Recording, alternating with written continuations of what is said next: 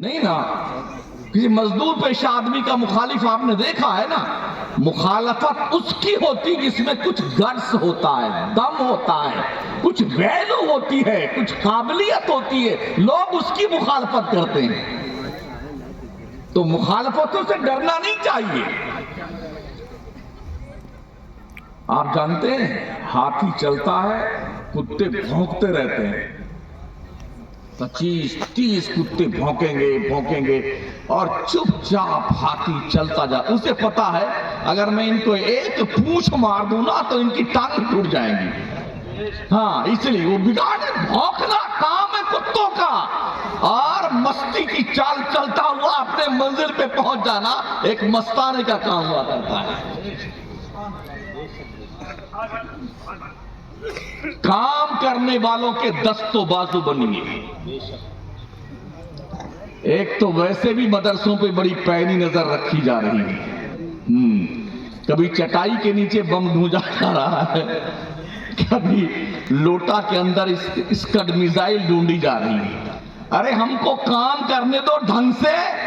China کی ہمت نہیں کہ اس دیش کو آنکھ دکھا سکے۔ ہاں جی، وہ ہم تھے جس نے اس دیش کو آزاد کروایا۔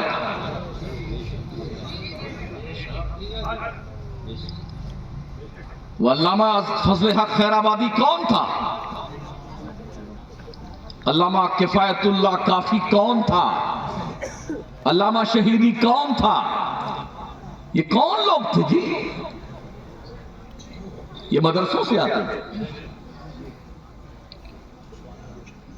یہ کسی یونیورسٹی کی پڑھے ہوئے لوگ نہیں تھے، مدرسوں سے آتے تھے۔ یہ چٹائی پٹائی پر بیٹھ کے پڑھنے والے لوگ تھے، مگر اپنی جان کے نذرانے پیش کرنے کے بعد انہوں نے دیش کو آزاد کرنے کا جو سنکلپ لیا تھا، لوگ آتے گئے، ساتھ جڑتے گئے۔ بقول شاعر میں اکیلا ہی چلا تھا جانب منزل، مگر لوگ ساتھ آتے گئے اور کارواں بنتا گیا۔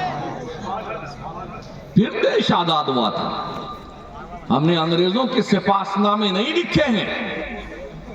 کسی مسلمان کا، جسے ہم سنی مسلمان کہتے ہیں، دوسرے کو مسلمان جانتے بھی نہیں ہیں، ہاں سنی مسلمان، اس میں کوئی ایک بھی کینڈیڈیٹ دنیا میں کوئی مائی کا لال دکھا نہیں سکتا ہے جس نے انگریزوں کی چمچہ گیری کی ہو۔ ہم نے دیش آزاد کروایا ہے، اور ان مدرسوں کے چلنے والے، پڑھنے والے، پڑھانے والے علماء نے تقریباً 56,000 علماء اہل سنت کو دلی کے سرحد سے لے کے لاہور کی سرحد تک شیر شاہ سوری روڈ پر پیڑ پہ لٹکایا گیا تھا، سولی پر، تب جا کے دیش آزاد ہوا تھا۔ ہم تو ویسے بڑی مشکل سے کوئی 5 روپیہ چندہ آ رہا تھا، ابھی میں آدھا سو رہا تھا آدھا جاگ رہا تھا، حضرت کچھ اعلان فرما رہے تھے۔ اگر یہیں پر اعلان ہوتا کہ ڈبل قوالی ہونے والی ہے، ہاں ایک قوالہ آئیں گی ایک قوال آئیں گے، تو بیٹے ناچتے بھی آتے ہیں یہاں پر ابھی چندہ دینے کے لیے۔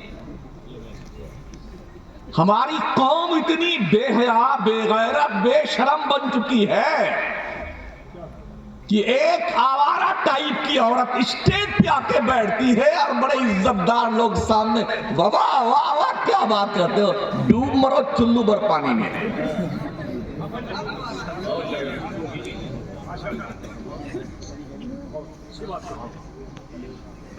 مشاعرے کرواتے ہیں، 5-7 شاعرات تشریف لاتی ہیں، اور پھر شاعر ہوتے ہیں، کتنا گھٹیا ذہن کا اس کا شعور ہوگا اس عورت کا جو شاعرہ بن کے آتی ہے۔ اس کے باپ اس کے بھائی کتنے ذلیل اور نکمے کمبخت ہوں گے جو اپنی بیٹی بہن اور اپنی بیوی کو غیر محرم مردوں کے بیچ میں ویشیا کے ٹائپ میں بنا کر کے قوم کے سامنے پیش کرتے ہیں۔ پھر اناؤنسر صاحب فرماتے ہیں ان کو اپنے بہن کی طرح دیکھنا۔ اچھا، یہ بے شرمی اور یہ ڈھٹائی، کبھی آپ نے ان مدرسوں کے پلیٹ فارم سے بھی ایسی کوئی بات دیکھی ہے؟ یہ مدرسے تمہارے دین، تمہاری دنیا، تمہاری عزت، تمہاری آبرو کی من کل الوجوہ حفاظت کی گارنٹی دیتے ہیں۔ یہاں کا پڑھنے والا بچہ اگر دیوانہ ہوتا ہے نا تو دنیا کی سلاخوں کو توڑتا ہوا بہت دور نکل جاتا ہے۔ دیوان گانے عشق محمد کو دیکھ کر گھبرا گئی ہے گردش دورہ، کبھی کبھی گردن میں ہار ڈالے ہیں ماہ و نجوم نے، گزرا ہے ان حدوں سے مسلمان کبھی کبھی۔ پہچانیے اپنے آپ کو، ناچنے والی قوم مسلمان نہیں ہوتی ہے۔ ہم نے دنیا کو اپنے انگلیوں پہ نچایا ہے۔ بیک وقت ہم نے تین بر اعظم پہ حکومت کی ہے۔ جب ہم پڑھتے تھے، لکھتے تھے، دنیا ہمارے چوکھٹ پر کشکو لے گدائی لے کے علم کی بھیک مانگنے آتی تھی۔ آج کیا ہو گیا ہے؟ چھوٹے چھوٹے گاؤں میں تین پارٹیاں مسلمانوں میں، چار پارٹیاں۔ ہاں جی، نہ کام کریں گے نہ کرنے دیں گے، نہ جیتیں گے نہ جیتنے دیں گے۔ جی، یہ ہماری گھٹیا سوچ تھی جس کی بنیاد پر آج ہم ملک کے طول و عرض کے نقشے پر نمک کے برابر بھی نہیں ہیں، دال میں نمک کے برابر۔ جس دن ہمیں عقل آ جائے نا ہماری قوم کو، کشمیر سے لے کے کنیا کماری تک ہم ناطقہ بند کر سکتے ہیں۔ اس پوزیشن میں ہم ہیں۔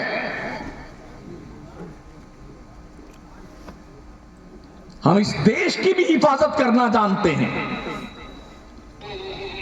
اور ہم نے کیا ہے۔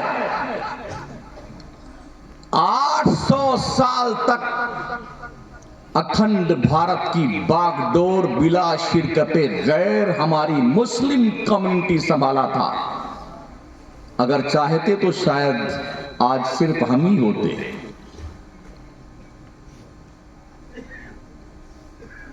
اسلام تلوار سے نہیں پھیلایا گیا ہے، اسلام خواجہ کی چوکھٹ سے پھیلا ہے۔ ہاں، شہاب الدین غوری تلوار لے کے ضرور آئے تھے مگر مار کھا کے واپس گئے تھے۔ جو اکھنڈ بھارت تلوار سے سر نہ ہو سکا تھا، اس کو فتح کرنے کے لیے عطائے رسول کی شکل میں ایک قلندر کو مدینہ سے بھیجا گیا تھا، جسے معین الدین چشتی کہا جاتا ہے۔ مختصر سے مدت میں نہ اس کے پاس تلوار تھی، نہ ڈنڈے تھے، نہ بلم تھے، نہ پھرسا تھا، نہ گرسا تھا، نہ بھالے تھے۔ جیسے لوگ آتے ہیں، ہاں دھرم کی حفاظت کرنا ہے، دھرم کی، تو یہ است شستر کیا کیا ہم بھی پڑھتے رہتے ہیں، دیکھتے رہتے ہیں ویڈیو۔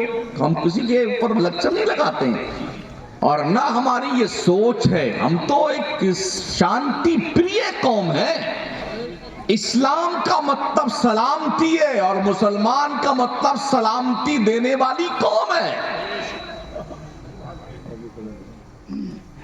90 لاکھ کافروں کو کلمہ پڑھانے والے معین الدین چشتی کے ہاتھ میں دنیا ایک لکڑی نہیں دکھا سکتی ہے۔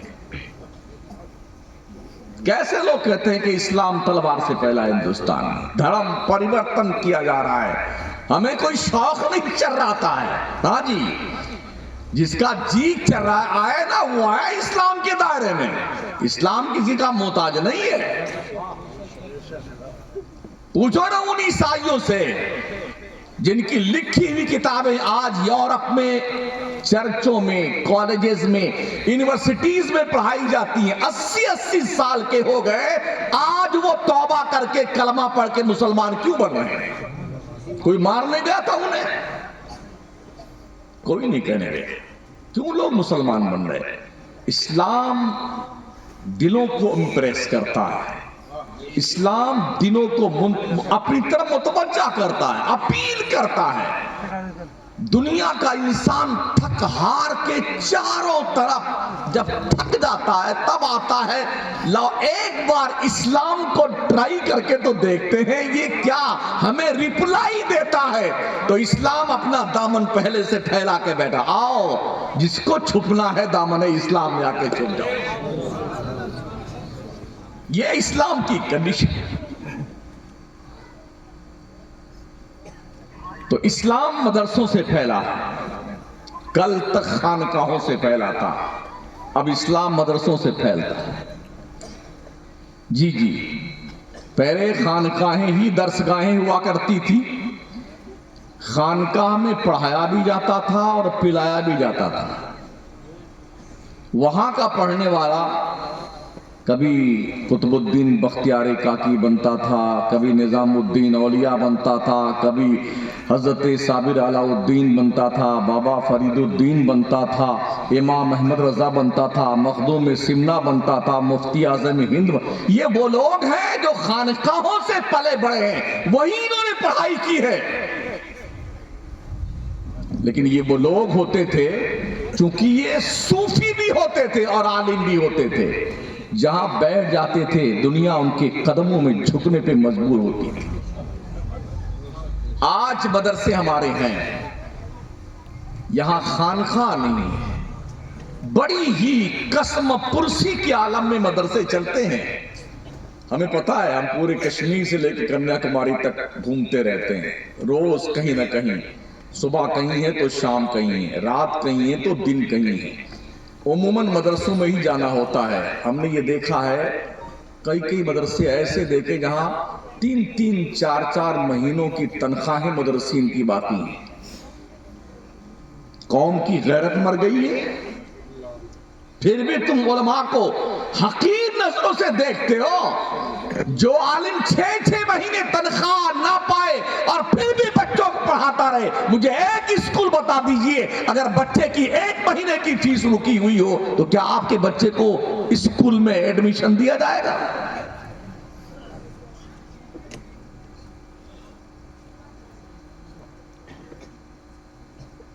قدر کیجئے علماء کی, قدر کیجئے طلبہ کی. یہ وہ بچے ہیں نا جن کے بارے میں آقا کریم علیہ السلام نے فرمایا ہے, میدان جنگ میں مجاہد کو تلوار دینے سے زیادہ بہتر ہے کسی بچے کو طالب علم کو ٹوٹا ہوا قلم دے دو. یہ قلم جانتے ہو کیا ہے؟ قلم کی مار تلوار سے زیادہ سخت ہوتی ہے. ہم نے قلم پر بھی دھیان دینا چھوڑ دیا. ہاتھوں میں قلم کی تلوار لیجئے, پڑھیے, صرف پڑھیے اور صرف پڑھیے. دنیا سے طاقت میں آپ جیت نہیں سکتے ہیں, اس لیے کہ طاقت دنیا کے پاس زیادہ ہے, آپ کے پاس نہیں. پیسے سے آپ دنیا سے جیت نہیں سکتے ہیں, دنیا کے پاس پیسہ بہت ہے, آپ کے پاس نہیں ہے. اب ایک آپشن بچتا ہے, وہ علم ہے, اور علم آتا ہے نون والقلم وما یسطرون. قلم کو ہتھیار بنائیے اور چل پڑیے اپنے منزل اور لکش کو پانے کے لیے. انتھک کوشش کر کے وہاں پہنچیے, ایک دن وہ آئے گا دنیا تمہاری لکھی ہوئی تحریر کو سر کا باضابطہ طور پر تاج بنا کر گھومے گی. پڑھیے, کس نے روکا ہے آپ کو پڑھنے سے؟ 12ویں تک پاس کرتے کرتے بائی گریس مسلمان کا بچہ پاس ہوتا ہے.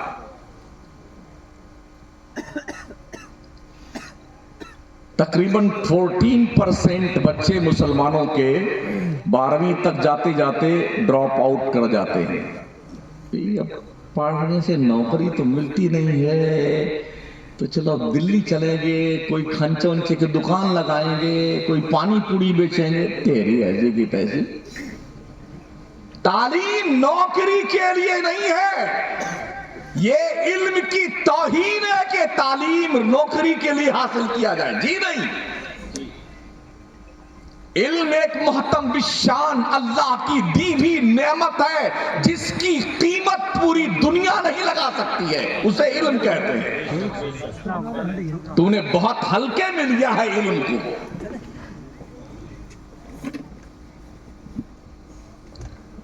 اللہ کریم نے علم حاصل کرنے والوں کا مقام اپنے پیغمبر کے ذریعے سے بتایا ہے. آپ جانتے ہیں ہمارے بھی ملک کے پردھان منتری بھی دوسرے ملکوں میں جاتے رہتے ہیں, دوسرے ملکوں کے ہمارے یہاں آتے رہتے ہیں. تو کسی بھی چیف گیسٹ کی عزت اور توقیر کے لیے سب سے بڑا جو ملک کام کرتا ہے, اس کے لیے اس کے قدموں کے نیچے دور تک ایک لمبی لال قسم کی کارپٹ بچھائی جاتی ہے. دیکھا یہ گیا, ہم بھی میڈیا پر دیکھتے رہتے ہیں. تو بڑے شان کے ساتھ وہ پردھان منتری مہودے اس پہ اتراتے ہوئے بٹلاتے ہوئے چلتے جاتے ہیں, ہے نا. یہ اس کی عزت توقیر کی ایک انتم چھوڑ ہے, یوں سمجھ لیجیے. اس کے بعد انہیں حد ہی کر دی عزت کرنے کی.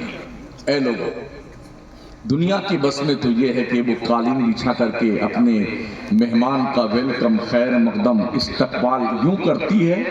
اور جب یہ مصطفیٰ کے دیوانے گزرتے ہیں جو طالب علم ہوتے ہیں نا, مدرسوں میں پڑھتے ہیں, تو ان کے پیروں کے نیچے دنیا کی لال کارپیٹ نہیں, جبریل کا پر بچھایا جاتا ہے, فرشتوں کے پنکھ بچھائے جاتے ہیں. ان کو آپ نے یوں ہی سمجھ لیا ہے. حافظ جی آئیے فاتح کر دیجئے, حافظ جی آئیے نا قل اللہ شریف پڑھ دیجئے. ہماری قوم نے مدرسوں کو فاتحہ خانی کا فیکٹری سمجھ لیا. ہاں جی, یہی تو کام رہ گیا. کچھ علاقے میں جانا ہوا تو وہاں ایسا ہوا کہ جو جنازہ پڑھائے گا مرنے والے کی, وہی سارے ارکان ادا کرائے گا. تیجا, 10واں, 20واں, 40واں برسی. اب موج سے بیٹا تیاری میں رہتے ہیں لوگ, انتظار میں رہتے تھے اب کی کون مرتا ہے. 40 دن پورے ہوتے ہوتے جب یہاں کھانے کا نمبر ختم ہوتا ہے نا, تب تک حضرت ملک الموت کسی گھر میں اور تشریف لے آتے ہیں. چلو ان کی ختم ہوئی, اب یہاں چل گئی. اس طرح سے سالوں سال گھر میں روٹی نہیں پکتی ہے. لوگ انتظار میں تو یا اللہ آپ کی وہ مرے تو اچھا رہے, خوب اچھا پیسہ ملے گا ان کے مرنے پہ. او لوگوں, زندگی میں پیسے دیتے رہو مدرسوں کو تاکہ مدرسے کے بچے تمہارے مرنے کی نہیں, تمہارے زندگی کی دعا مانگتے ہیں. ہاں, زندگی کی دعا منگوائیے. قرآن مردوں کے بخشی کی کتاب نہیں ہے. قرآن گرتی ہوئی قوم کو منزل مقصود تک پہنچانے والی کتاب ہے. ڈوبی ہوئی کشتی کو ترانے والی کتاب ہے. قرآن بکھرے ہوئے انسانوں کو جوڑنے والی کتاب ہے. بھٹکے ہوئے بندوں کو اللہ کی دہلیز پر لانے والی کتاب ہے. ٹوٹے ہوئے دلوں کو جوڑنے والی کتاب ہے. افسوس ہم نے قرآن کو دعا تعویذ کا نسخہ بنا لیا اور یا پھر مردوں کے بخشی کی کتاب بنا لیا. جی نہیں, یہ قرآن تمہیں عرش تک پہنچانے کے لیے سچم کتاب ہے. ان ھذا القرآن یہدی للتی ہی اقوم. بے شک یہ قرآن پوری دنیا کی قوموں کو نجات کا پیغام سنانے کے لیے آئی ہے. یہ قرآن کو کتاب ہے اور ہم کیا کرتے ہیں, یہ 2 لائن کی تعبیر لکھا, اس کو پی لیجئے گا. اللہ اکبر. کسی ڈاکٹر نے آپ کو نسخہ لکھ کے دیا, آپ کسی ڈاکٹر کے پاس گئے, بہت بخار بھی ہے, زکام بھی ہے, اس نے کئی دوائیں لکھ دی آپ اپنے لیٹر پیڈ پہ. یہ صبح ایک ٹائم ہے, یہ 2 ٹائم ہے, یہ نہار منہ ہے, یہ ناشتے کے بعد میں, یہ شام میں ہے, یہ دوپہر میں کھانے کے بعد میں. اب ایسا کیجئے, اس کاغذ کو لے کے آئیے اپنے گھر میں اور ایک اس میں پانی کے ڈبے میں اس کاغذ کو دھل لیجیے جو ڈاکٹر نے دوا کا نسخہ لکھا ہے نا, اور دھل کر کے وہ پانی پیجئے. کیا آپ کو وہ ڈاکٹر کا لکھا ہوا نسخہ فائدہ دے گا؟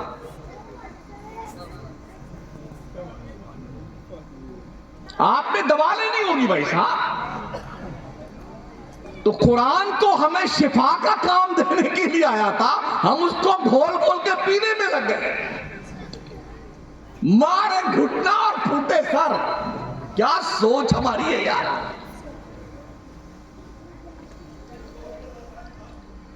افسوس یہ بھی ہے کہ میں اس وقت گفتگو کر رہا ہوں جو سونے کا وقت ہوتا ہے. میں خود ہی سو رہا تھا, میں کیا جگہوں گا. ہاں جی, وہ تو ہم خود ہی جانتے ہیں, ہم نہیں جانتے, روز یہی کام ہے. افسوس یہی ہے کہ ہم نے اپنے جلسے رات بھر کی جاگرن بنا لیے ہیں. کاش ہم اپنے جلسوں کو 12 بجے فل اسٹاپ دے دیں. ایک مقرر بلائیے, ایک شاعر بلائیے, لوگ بیداری کے عالم میں کچھ بات سن لیں اور سنانے والا بیداری کے عالم میں کچھ سنا دے. اب دونوں تھکے تھکائے ہوئے ہیں, سنانے والا بھی تھکا ہوا ہے, سننے والا بھی تھکا ہوا ہے. تو اب اس سے کیا فائدہ ہونے والا ہے؟ یہی وجہ ہے کہ ہم اہل سنت والجماعت کے جلسوں سے کوئی ہمیں باضابطہ طور پر فائدہ نہیں مل پا رہا. خرچ تو خربوں روپے ہو رہے ہیں جلسوں پہ, خربوں روپے پر ایئر سنیوں کے. نون سینس ہے, ریفنڈ کچھ نہیں مل رہا. واہ واہ واہ, زندہ باد زندہ باد, جناب وکیل صاحب زندہ باد, جناب خطیب کچہری صاحب زندہ باد, نقیب اجلاس صاحب زندہ باد, شاعر اہل سنت زندہ باد. صاحب مردہ باد, مردہ باد. کائے کی زندہ باد لگا رکھی یار.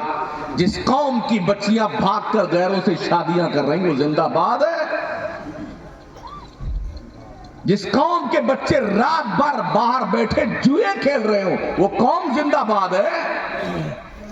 جس قوم کے بچے اگر 500 روپے کماتے ہوں تو 250 روپے کی پوری کھا جاتے ہوں وہ قوم زندہ باد ہے. جس قوم کے نوجوان بچے جوان ہونے سے پہلے بڈھے ہو جاتے ہو پوریاں کھا کھا کر کے وہ قوم بھی زندہ باد ہے. ڈوب مرو چلو بر پانی میں.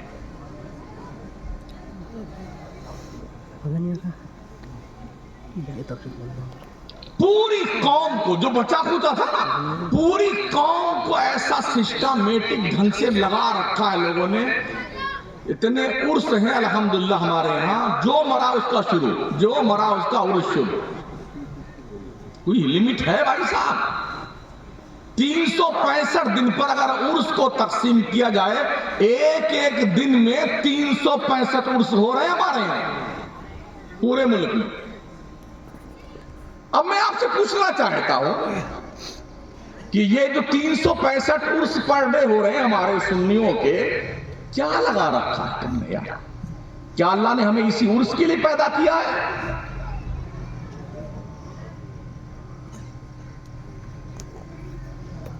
مجھے بتائیے تو صحیح. میں پورے ملک سے پوچھ رہا ہوں علماء سے, مجھے بتاؤ کیا خواجہ معین الدین چشتی نے اپنے پیر کا عرس ایسے کیا تھا جیسے آج خواجہ کا عرس ہو رہا ہے؟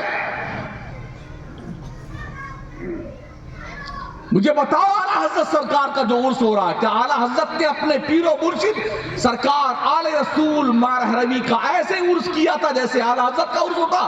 اگر ایسا عرس کیا ہوتا تو 1400 کتابیں نہیں لکھتے وہ.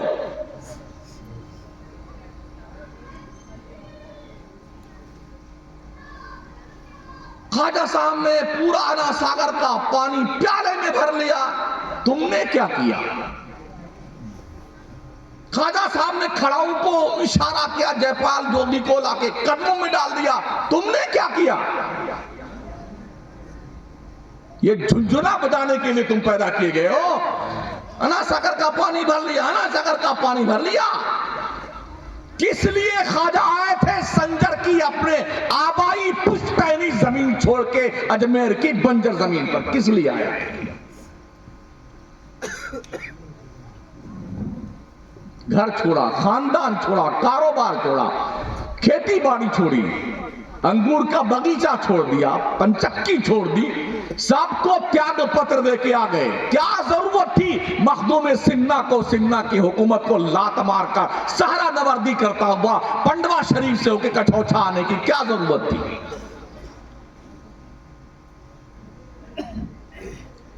बस जो जाएंगे वहां बैठ करके औरतें झूमेंगी साहब. कोई 40 दिन के चिल्ले बैठी हुई है, कोई 4 महीने के चिल्ले बैठी. इतनी लाठी मारे इनको बदबख्तों को, सारे भाग गए जिन्नात मुतिन के.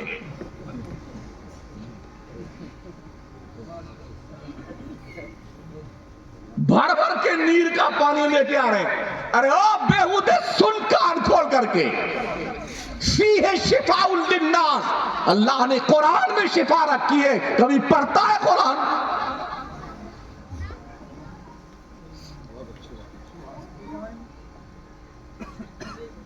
कुरान के करीब नहीं आएगा. बाप चाहे पूरी जिंदगी शराब पीता रहे, मर गया ना, अब आएगा अल्जामतुन नूरिया के एक मुदर्रिसीन के पास, हजरत कुरान खानी करके अब्बा को बख्शवा दीजिए. तेरी ऐसी की तैसी, पूरी जिंदगी कुरान को छुआ तक नहीं, शराब पीता रहा, जुआ खेलता रहा, बदमाशी करता, अब बख्शवाने के लिए मौलाना के पास आया हुआ.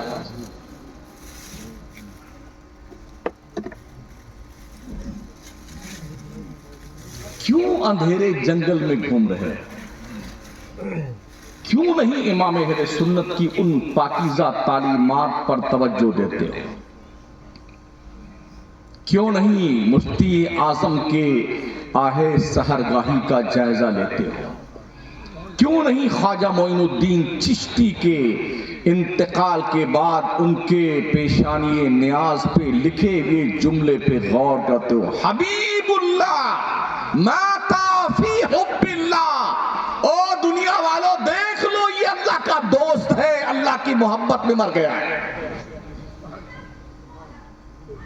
क्यों नहीं गौर करते? इन बच्चों को कौन संभालेगा? पैदा करके छोड़ दिया भेड़ बकरी की तरह. ओ बापो और माँ, अपनी औलाद पर ध्यान दो, औलाद पर. इससे पहले कि कोई बदकिरदार दोस्त तुम्हारे बच्चे से क्लोज होकर के उसके दिल पर गुनाहों की तहरीर लिखे, तुम खुद अपने बच्चे से क्लोज होके उसके दिल पर मुस्तफा के प्यार की तहरीर लिखो. ओ माँ, इससे पहले कि कोई लड़की बेगैरत तुम्हारी बच्ची से क्लोज होकर उसके दिल पर किसी बॉयफ्रेंड के गम में मरने की तहरीर लिखे, तुम अपने बच्ची के दिल पर कनीज़े फातिमा होने की तहरीर लिख दो. कब तुमको होश आएगा यार? कब हमारी आंखें खुलेगी? बाप को पता नहीं बच्चा रात भर कहां रहता है. मां को पता नहीं बच्ची किस किस सहेली के पास जाती है. और जब नाक यहीं से कटती है ना, तो कहीं मुंह दिखाने के लायक नहीं रहते बेटे. आए दिन हम भी अखबार पढ़ते हैं, खानदान की नाक कटी, घर की अम्मा अब्बा की नाक कटी, उसके बहनों के रिश्तों पे कलंक लग गया, भाई सर नहीं उठा सकता जिंदगी भर, कौम के लोग भी बाज़ाब्ता तौर पर कलंकित हुए. एज ए मुस्लिम कहां जाए? संभालो अपने बच्चों. मेरे करीम आका फरमाते हैं, अपने बच्चों के लिए ऐसे दोस्तों का सिलेक्शन करो जो बच्चों के लिए अच्छे दोस्त बन सके, अच्छे दोस्त बन सके. अन्नासु अला दीनी खलीलिहिम, आका फरमाते हैं लोग अपने दोस्तों के दीन और तरीके पे होते हैं. फलयंजुर अहदुकुम मन युखालिलु, तो तुम में का हर कोई देखे वो किसकी दोस्ती कर रहा है, किससे दोस्ती कर रहा है. दोस्ती करने से पहले दोस्त को जांचिए, परखिए, क्या वो आपकी दोस्ती के लायक है भी कि नहीं है.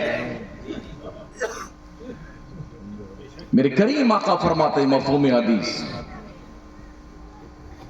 और मेरी उम्मत के लोगों, اچھے دوست کو دوست بناؤ، اور اچھا دوست وہ ہے جب تم اسے دیکھو تو تمہیں خدا کی یاد آ جائے، وہ اچھا دوست ہو۔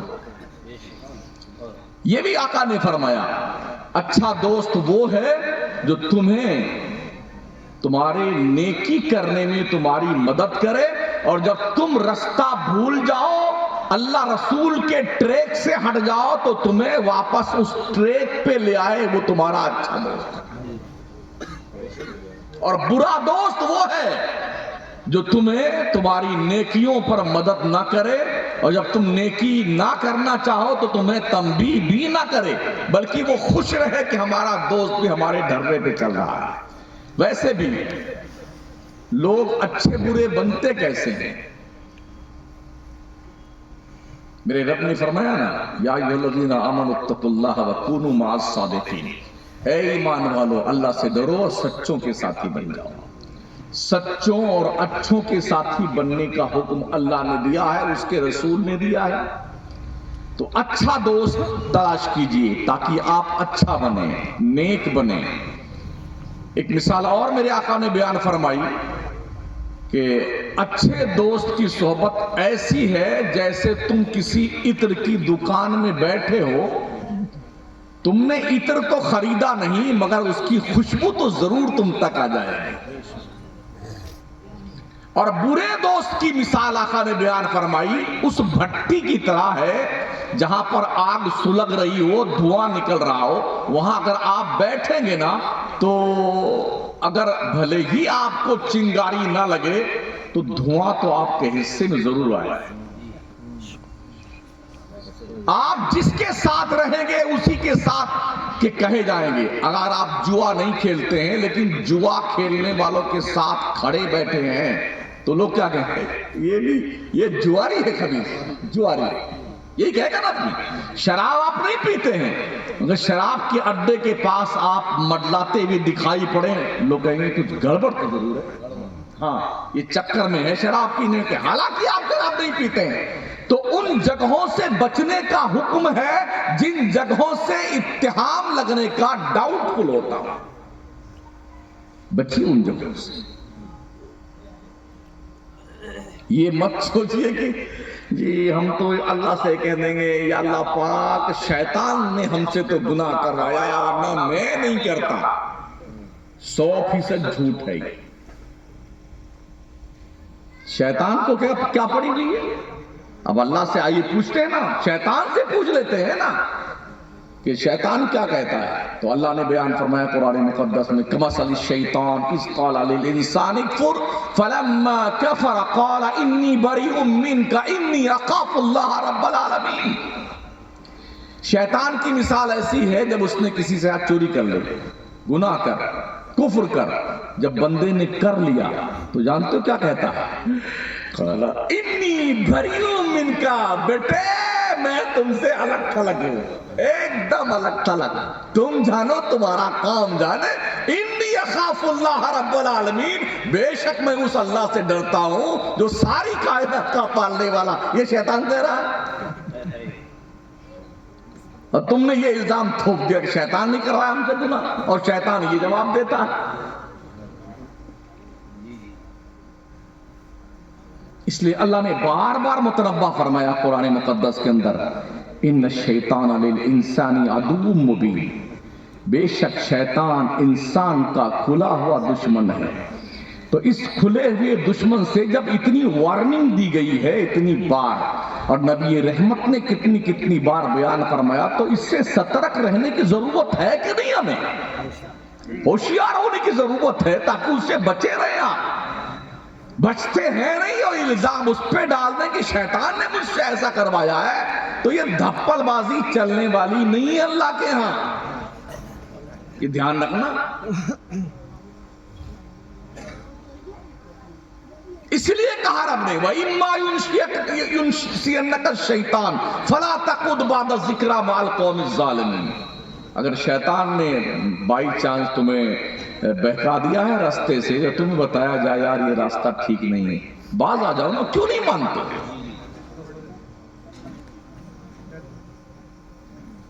یہاں امام صاحب لوگ بھی ہوں گے؟ حضرت کتنے نمازی؟ ایک صف میں کتنے آدمی آتے ہیں؟ 25 آدمی. پورا محلہ مسلمانوں کا ہے. تو یہ بکے جنات لوگ کہاں جاتے ہیں؟ اللہ کی روزی صبح سے شام تک بھیڑ بکری طرح کھایا جا رہا بیٹا. صبح اٹھتا ہے بس چالو مشین. ہاں بیٹی الگ پہلے بیٹی تشریف لاتی ہے، یعنی سو کے بھی آنکھ آدھی کھلی ہے، اسی پہ منہ پہ بھی باہر نکالے وہیں پہ پیے جا رہا میرا بیٹی. انگریزوں کی پیروی میں پی جا رہا. پھر جو منہ چالو ہوا نا تو انڈا پراٹھا کیما اور جی ابھی کیا کھایا گیا ہے؟ ہاں پایا اور نہاری اور نلی اور پھر بھیجا تھے.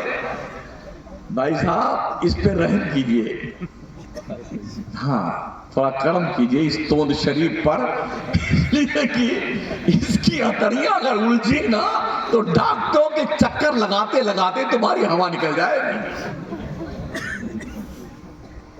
اللہ کی اتنی روزی کھا ڈالی، تم نے کبھی اللہ کا شکریہ بھی ادا کیا؟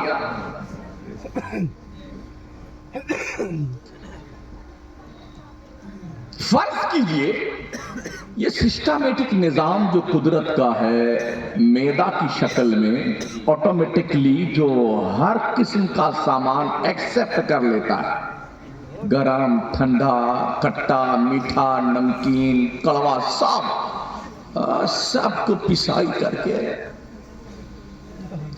2 قسم کا مال تیار کرتا ہے، ایک تو لکوڈ ایک ویسٹیج مال. جی آٹومیٹک طور پر وہ لکوڈ اپنی اپنی جگہوں پہ ٹرانسفر کر دیا جاتا ہے. اگر یہ نظام ہاضمہ ڈسٹرب ہو جائے کچھ کر سکتے ہیں؟